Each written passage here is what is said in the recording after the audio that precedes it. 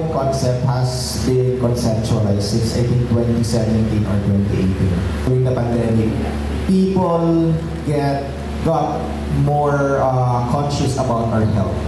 So we wanted to provide a safe space for each and everyone who are really conscious about their health. So right now, we are trying to give or to provide these services para eventually, hindi naman natin kailangan i-trade off yung wealth natin to our health.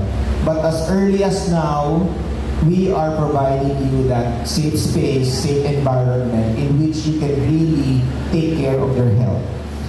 Katulad nga na sinasabi nila, some peptides are everywhere, but as we all know, all the medicines or all the treatments that we are doing, it must be personalized for you. Depending on your lifestyle, depending on your body weight, kung ano yung kailangan mo, requirements mo. So we are doing that for each and every one of our patients.